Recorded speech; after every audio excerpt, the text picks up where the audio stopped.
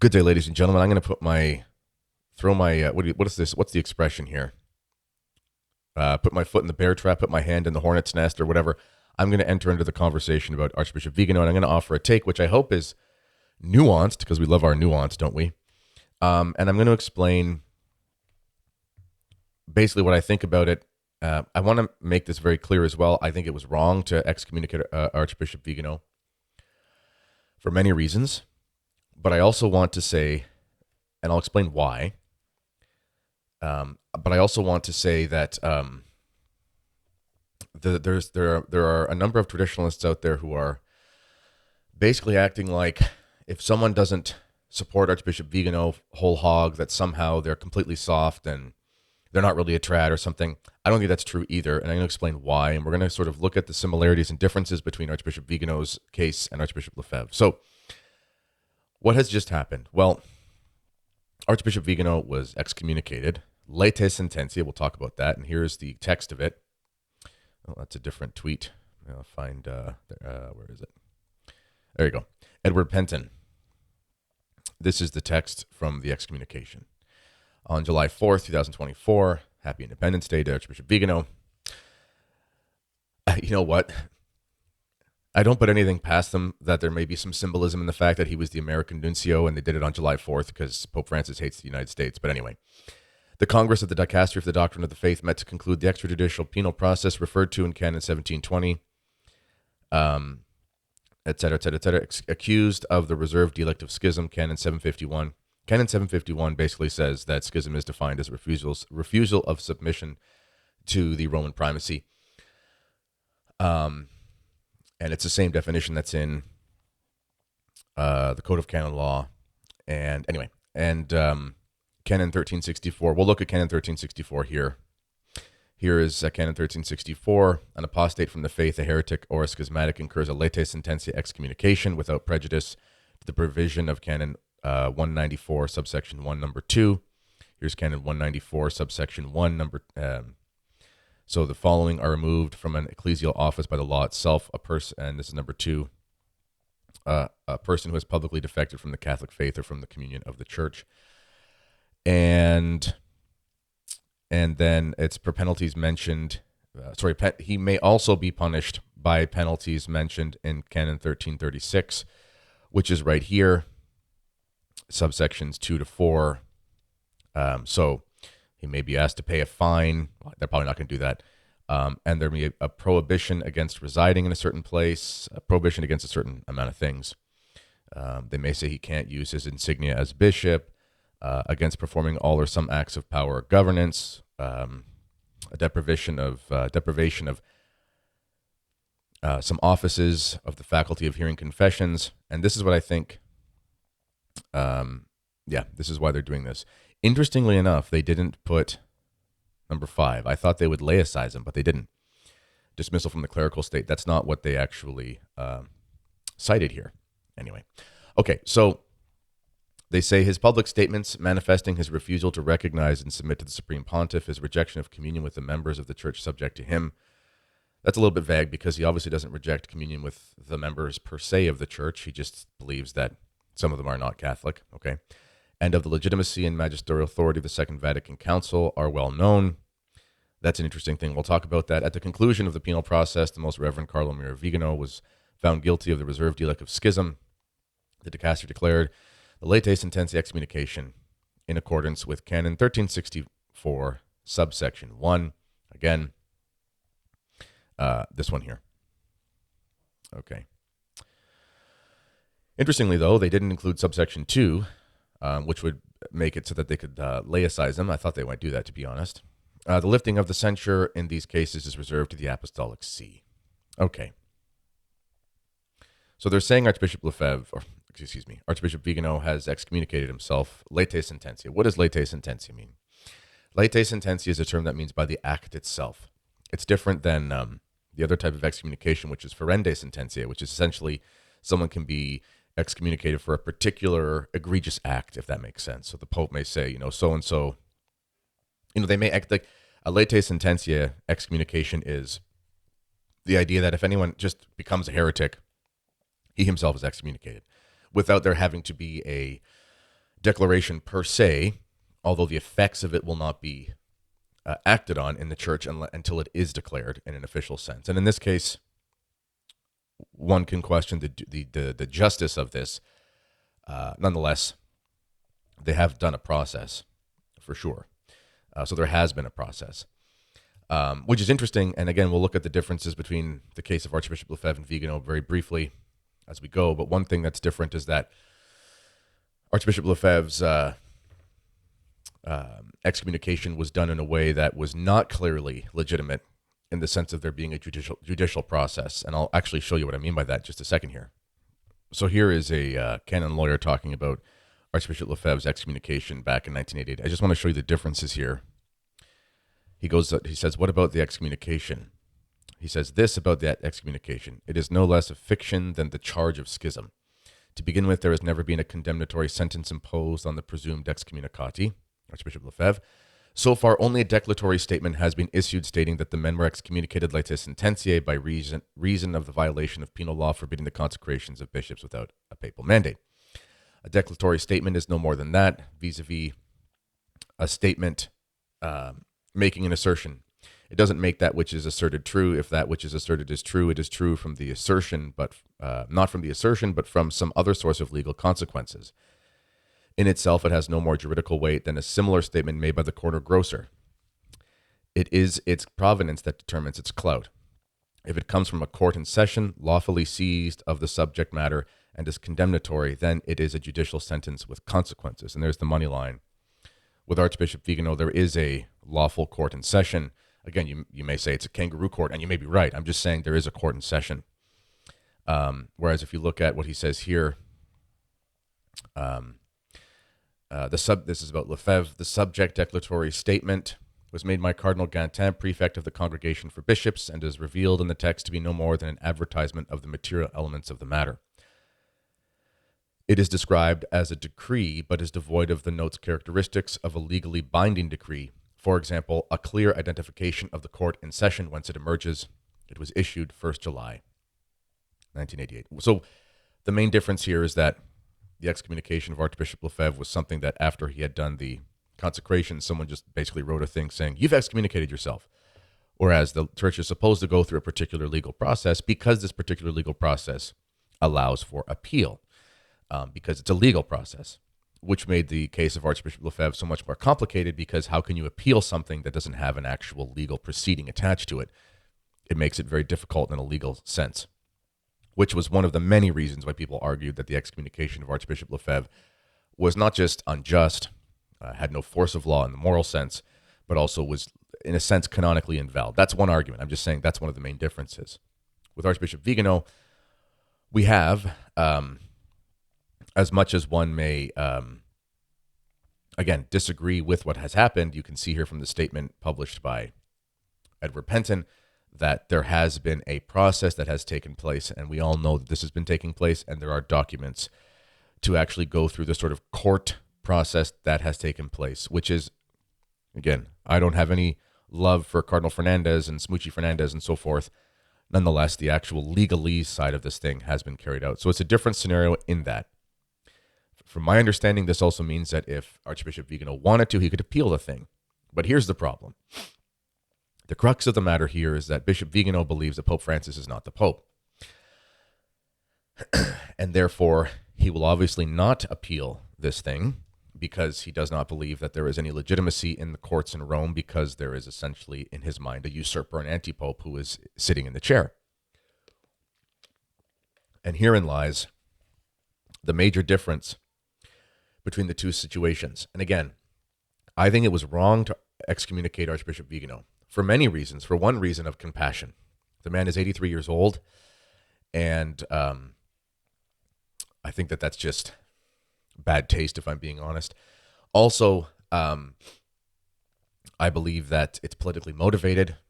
If you look through Twitter today, you'll see many people saying it's amazing how fast they can do a judicial process about Viganò, but it takes decades to get after McCarrick, and Rupnik is still running around and so forth. Those things are all true.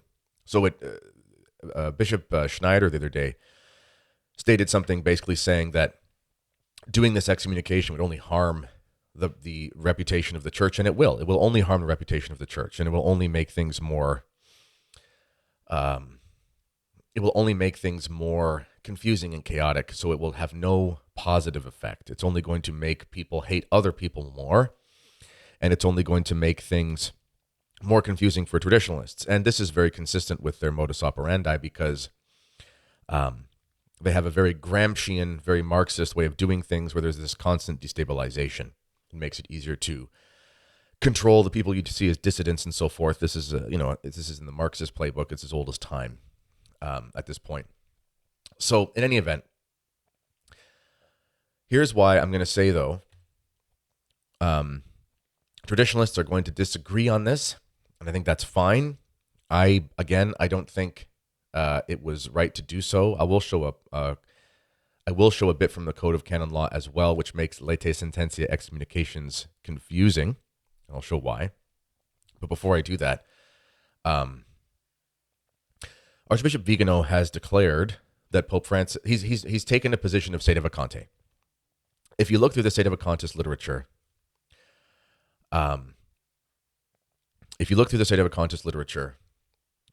generally speaking, it comes down to this notion that men who are heretics cannot ascend to the throne of Peter.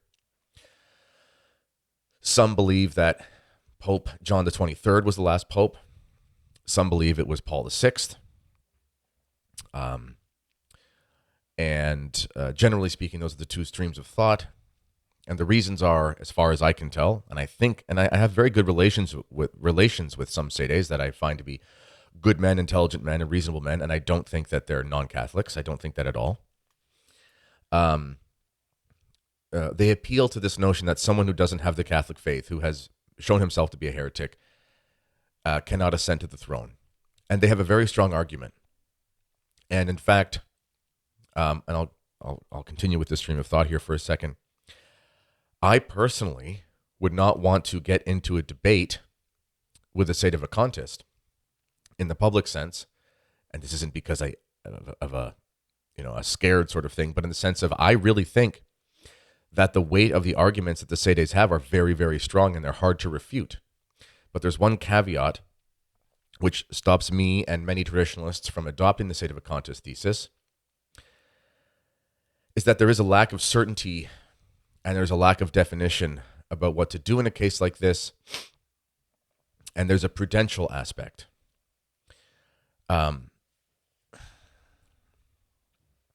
We have relative certainty that the claims of many sedevacantists about the popes are true. We have relative certainty. We have to grant that. We have relative certainty that they can manifest that various popes have been heretics or have held heretical positions before they were popes. For example, Cardinal Ratzinger, he held on to a view that he spoke about in the 1960s on the eve of the council called Vede Enunciata. You can look it up. And he's very clear that he believes the gospel contains errors. And he has this notion that really the only thing that's inspired in the gospels is what the Holy Ghost intended to inspire, and the rest is up for debate, basically. It's more intelligent the way it's worded, but that's what he's saying. And this is in stark contradiction to a host of infallible and binding teaching about the infallibility of the scriptures going back since time immemorial. So one has a case if he were to say there's no way that a man like Cardinal Ratzinger could have become pope, because he would say, look at this heresy. That's not a weak argument. You're not a crazy person if you have this argument. The issue is that we don't have an official certainty of this, because there hasn't been some sort of sentence or process taken place to prove that the person is a heretic. This doesn't mean that we can't recognize heresy. The sedes are correct. We can recognize that somebody else says heresy, and we can hold these private opinions because we see these things with our eyes. I know what Cardinal Ratzinger said was wrong. I write about it in my forthcoming book. Nonetheless, I don't have the authority to declare that the person is a schismatic or is a heretic. I don't have that authority, and we haven't seen that process take place. So herein lies there was an SSPX priest who did a sermon the other day for the SSPX Asia district. And he said that he used an analogy. He said if there are, three men around a person laying on the side of the road who appears to be dead, and they're all medical professionals, and the one person is a doctor and says, I believe this, I am certain this man is dead. And the other person says, I'm certain this man's alive. And the third person says, I actually don't know. So in that situation where you're not really certain about how to proceed, you proceed as if the person is alive. It's a very prudential decision. This is basically the position of traditionalists, generally speaking, about the question of papal heresy and the loss of office. There are extremely strong arguments to say that the person is dead. There are extremely strong arguments to say that various popes have committed various heresies. But we don't have a certainty on how to go forward with that. And prudentially, we recognize that the man is a pope, and we act as such. And we follow the commands when they can be followed with right reason, and we follow the dictates of basically basic logic, that when there's something that's asked that's unreasonable and that would harm the faith, we cannot do it. And that's basically the position that the society has held. It doesn't mean that there cannot be a doubt. You can have doubts. Of course you can, because you're a human being with your intellect and your reason. You look at things and you go, I'm really not sure if this man's the Pope. But the difference between Archbishop Lefebvre and Archbishop Viganò in this sense, Archbishop Lefebvre was very clear that there were reasons to have doubts, for example, about John Paul II. Some SSPX supporters like to say that Archbishop Lefebvre, was allergic to this consideration of this papal heresy thing. That's not really true. But it is also true that Archbishop Lefebvre was very clear that this couldn't be followed as an actual way of operating, because it was essentially a prudential dead end, and they're in no position to make that declaration. With the case of Archbishop Viganò, he has made the declaration, and he has said that Pope Francis is in no way the Pope, and therefore in no way there should be any relations with Jorge Bergoglio, with Pope Francis. And this does lead to a risk of something like a de facto schism with other members of the church. And this is why there are, because if you believe someone is basically in cahoots with an anti-pope, it logically follows from there that you're going to believe that that person is in some ways in schism from the church. This is why I'm saying this question for traditionalists about Archbishop Viganò is much more complicated than people want it to be on the traditionalist side. There are people who have reasonable opinions to say, I just can't support Viganò in this. And there are people who are saying, I do have reasons to support Viganò. And the reality is that this is happening in one of the most chaotic moments in the church's history, where there can easily be found sympathy on both sides of this argument because of the nature of how this excommunication has taken place. And because of the fact that we're living in a chaotic, anarchical period where there clearly is error and heresy coming from, and there has been for a long time. And we have these very strong arguments that promote the sedevacantist thesis, but we also have this prudential way of operating where we don't really have a clarity on what to do about this, and people will come down to different sides about how to handle this question. I also must say there is a risk in a legitimate type of schism when it comes to a sedevacantist thesis, and this is evidenced, in my opinion, by the sedevacantist, and I'm going to get shade for this. I really don't care, because these guys hate me anyway, and they're just annoying. It's the Novus Ordo Watch crowd. It's the Unicum thesis crowd, where because you go to a mass where someone says the name of the Pope or the Bishop that they don't believe is Pope or the Bishop, anathema, nothing to do with you. And it starts to look like the Orthodox Church, where they're in constant excommunication and schism from each other, and they're not recognizing so-and-so as the patriarch, and they're recognizing so-and-so as the bishop and not so-and-so. And you do get into this area where you will have these continual schisms. That does happen in sedevacantism. So it is completely reasonable for a traditionalist to be a little bit allergic to the sedevacantist thesis because of some of the fruits of that thesis would have happened. And again, within the sedevacantist world, there are those who disagree with that. If you go read the WM Review, which is one of my, I love that website. It's got a lot of great theology. I know the gentleman who runs it. They are of a sedevacantist hypothesis, but they are in constant disagreement with some of these dogmatic sedes because they believe they've gone too far. But again, who governs this? I don't know. Who can govern this? Because in the world of sedevacantism, there really is a lack of authority in any active, positive sense right now. And this source of unity that can be an arbitrator or a factor of arbitration in the chaos is absent. So you are going to continually get into this realm of basically warring ideas with no resolution to it, which is not a solution to the problem. This is kind of a stream of consciousness that I'm doing here, but the reason I'm saying is there are reasons to believe that Archbishop Viganò was unjustly excommunicated. There are reasons to believe that. There are reasons to believe that he went too far. And traditionalists of goodwill can have different opinions about that, and they shouldn't be throwing shade at each other. You know, one of my friends, Eric Sammons is a friend of an actual friend, not just a colleague. We get along quite well. And he thinks Archbishop Viganò has gone too far. And he's been very clear about that. And I see people just completely condemning the man as some sort of coward and heretic or whatever. And it's like, that's just not fair. Something's on my shirt there. Sorry. It's not fair. It's not true. Because at the same time, Eric Sammons will defend a man like Archbishop Lefebvre because he sees there's a difference in between the two. And the major difference, too, is, let's go back to this thing here. I'll just bring it up again, where it talks about the legitimacy and magisterial authority of the Second Vatican Council are well known, his attacks on it. Well, in fairness to Viganò, the magisterial authority of the council isn't even really clear because we're not really sure what's defined in the council because that's what the council told us. So there's an issue there. But the legitimacy is one thing. Archbishop Lefebvre was very critical of the council, but the practice of the SSPX has been much closer to that of Bishop Schneider, whereas we accept this as a legitimate council, but we show you here where there are problems, and we ask you to sort it out.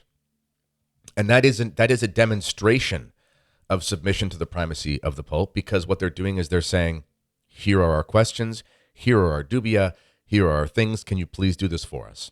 Sadly, these questions haven't been worked out because there is an allergy to accepting traditionalist positions by the hierarchy. But in any case, it's a very different method, whereas Viganò has come out and said, basically Vatican II is a robber council, burn the thing up, and it's not even really a council, is kind of the logical conclusion thereof. And because of that, there is this de facto rejection of the council itself. And here is where there are some ambiguities in the Viganò position, because I don't think as of yet he's adopted the full sedevacantist position. I don't think he has. I think he believes Ratzinger was a pope. But by Viganò's statements about why Francis isn't the pope, if you're going to follow that logic and follow the idea that the council, the Second Vatican Council, is a false council and there's this anti-church and this church kind of going on, which does make sense in a metaphorical sense. It does make sense. But when you start to officialize it, well then, I mean, the popes since Vatican II cannot have been the popes by Archbishop Viganò's logic, even if he hasn't said that, which is why, again, there are issues, there are complexities and confusing realities with following this that make a lot of very intelligent, of goodwill, smart, well-read traditionalists worried about this. It's not. My point is, it's not as simple as people want it to be, where you're either with him or against him. I believe that the excommunication of Archbishop Viganò is unjust. I believe it should not have been done for many reasons, not least of which have to do with compassion for a man who has served the church manfully over the years and who has been instrumental in calling out the corruption of the church. I also believe that it's politically motivated. I believe there's many problems with it, but I also believe that it's very different than the situation of Archbishop Lefebvre for many reasons. I want to show you here a couple canons from canon law to show why there will be confusion about this and arguments against his excommunication, which will be pretty strong based on canon law itself, and then I'm going to finish. So here is the Code of Canon Law, Canons 13, 23, and 24. These are reasons why you are not liable to a penalty when violating a law precept. This includes these types of excommunications, and these are the reasons why you could be essentially immune from it.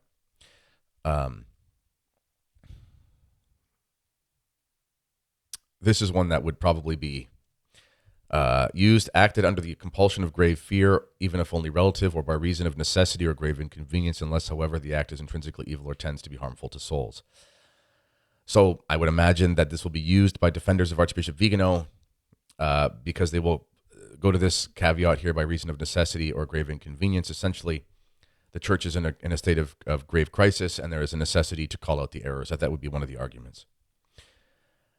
And here's why: even if you're not exempt from penalty as such, you shouldn't be receiving the penalty that has been given to you, so something more minor. Again, one who is compelled by grave fear, or who acted by reason of necessity, etc., etc., etc. Also, you could say who acted in lawful self-defense or defense of another against an unjust aggressor, but did not observe due moderation. Or you could also argue that Archbishop Viganò was acting against a person who was gravely and unjustly provocative. Or also, last one who erroneously but culpably thought that some of the circumstances exist which are mentioned. So anyway, basically there are psychological reasons to defend Archbishop Viganò in this scenario because of essentially the state of necessity in the church. But again, I don't think there's a one-to-one correlation here with the excommunication of Archbishop Lefebvre at all, mainly because there really is a risk of a schism. There is a risk of schism in the sedevacantist thesis because there are sedevacantists who will say you're not Catholic.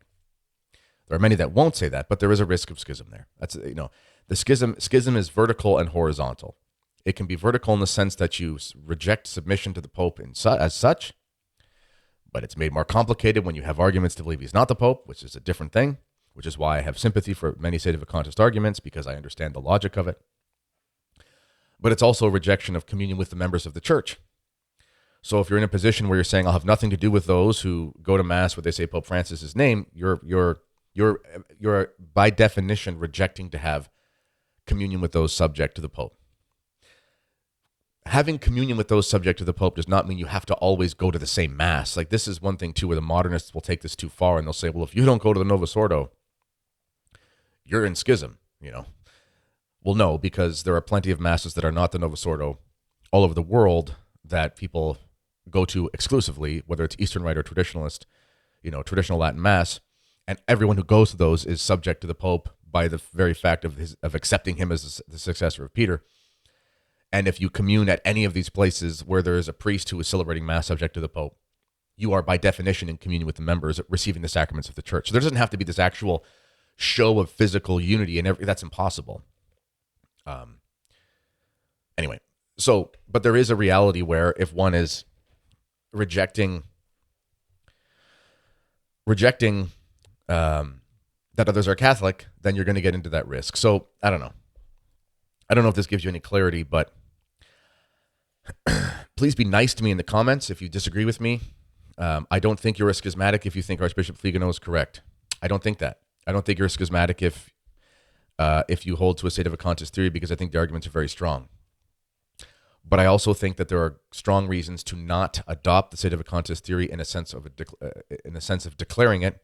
And I do think that the cases of Archbishop Viganò and Lefebvre are very different. Archbishop Lefebvre was very clear about many of the same things that Archbishop Viganò was clear about, sort of the apostasy going on in Rome, which I think we can all. I remember I had a conversation with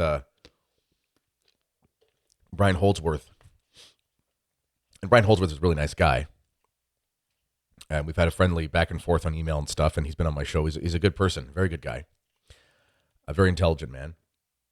And he was taking sort of a very reasonable questioning standpoint against the SSPX. And we had that long conversation. I think it was last year. And he threw a comment at me at the end. Kennedy, what do I do with this where Archbishop Lefebvre says basically Rome is an apostasy? And I can't remember what my response was, but if I could be asked the question again, I would say, well, what the heck else are we supposed to think with Pachamama and so forth? What do you think about Rome when there are pagan idols being paraded into St. Peter with the Pope's approval? What else are we supposed to think? 1 + 1 equals heresy. 1 + 1 equals idolatry kind of thing. It's not very hard. So anyway, That being said, Archbishop Lefebvre was very clear that from a prudential perspective and from an intellectual perspective, because again, when you say there's an intellectual argument against the sedevacantist theory, I'm not talking about the weight of the arguments. I'm talking about the declaration that they are the ones that ought to be followed when there isn't a full clarity on that based on anything other than the strong yet personal opinions of those who voice those opinions. All right. I hope that's good enough. As always, my friends. Oh, by the way, last thing. If you want to sign up for a book study, I'm doing a book study for my Substack members and it'll be for YouTube members as well. So you can sign up as a Substack member or YouTube member. Links for that are underneath. They've Uncrowned Him by Archbishop Lefebvre is the book we're going to go through. You can find information on that in the most recent video I did. And also I'll be posting those things through the Substack and the YouTube membership area. Great book on the kingship of Christ, and it really gives a lot of explanation about what we're going through right now. So check the links for that under the video. All right. God bless you, my friends. And for those of you who think I'm a moron, demonstrate your superior communion with the church by being very charitable to me in the comments, because if you really have so many more communion points than I do, you should probably demonstrate that by holiness. Otherwise, you're nothing but a Pharisee. God bless you, ladies and gentlemen. This has been Mere Tradition, and I will talk to you next time.